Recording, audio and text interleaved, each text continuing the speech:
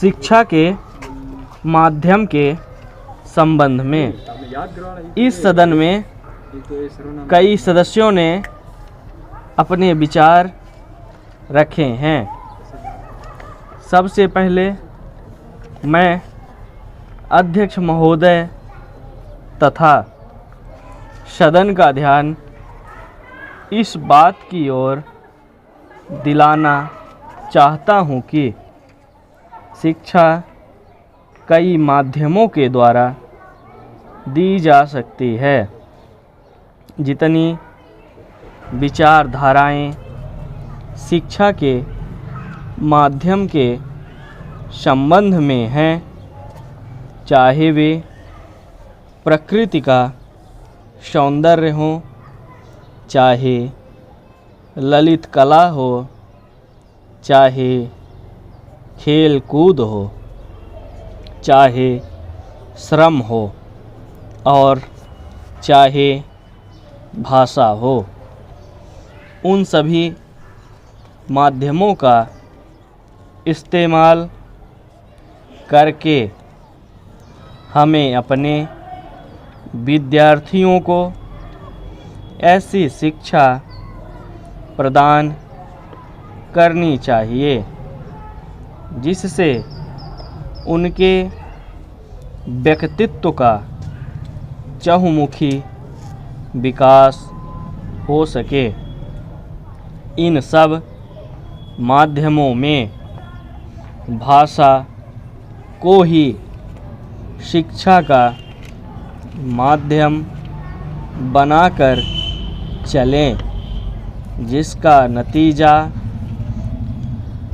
यह हुआ कि केवल किताबी शिक्षा ही हम अपने बच्चों को दे पाए और केवल किताबी शिक्षा से न उनके व्यक्तित्व का ही संपूर्ण विकास हो पाता है और न हम अपनी शिक्षा को ही अच्छे स्तर पर ले जा सकते हैं।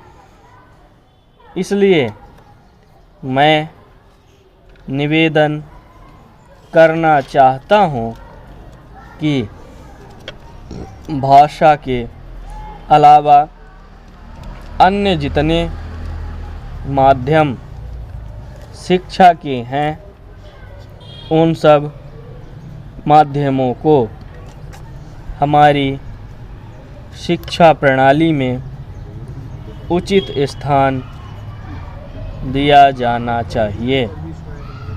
जहाँ तक भाषा का प्रश्न है, दुनिया के सारे शिक्षा शास्त्री और हमारे कमीशन में भी जो शिक्षा शास्त्री थे, उनकी भी यही राय थी कि शिक्षा का माध्यम अगर कोई भाषा हो सकती है तो वह मातृभाषा ही हो सकती है। मातृभाषा के अतिरिक्त अगर अन्य किसी भाषा में शिक्षा दी जाती है तो वह अच्छी शिक्षा नहीं कही जा सकती। उसमें बच्चों की शक्ति की बहुत हानि होती है। जो शिक्षा हम मातृभाषा के माध्यम से 5 साल में दे सकते हैं, वह दूसरी भाषा के माध्यम से हम 15 साल में भी नहीं दे सकते।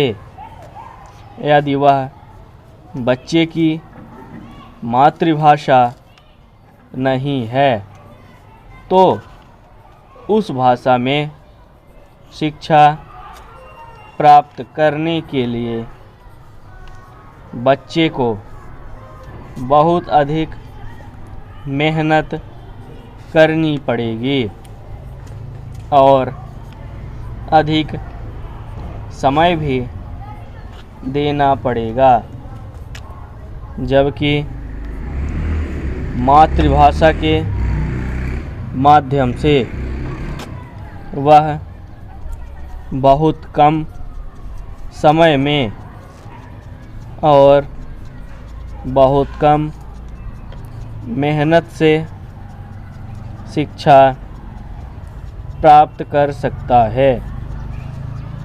इसलिए आज जो लोग कहते हैं कि शिक्षा का माध्यम अंग्रेजी रखा जाए, वह देश की शिक्षा के बहुत बड़े दुश्मन हैं, क्योंकि मातृभाषा को छोड़कर अगर अंग्रेजी में शिक्षा दी जाती है तो शिक्षा का कभी भी विकास नहीं हो सकता। यदि हम चाहते हैं कि देश के करोड़ों बच्चों को देश के कोने कोने में शिक्षा दी जाए तो केवल मातृभाषा को शिक्षा का माध्यम बनाना होगा।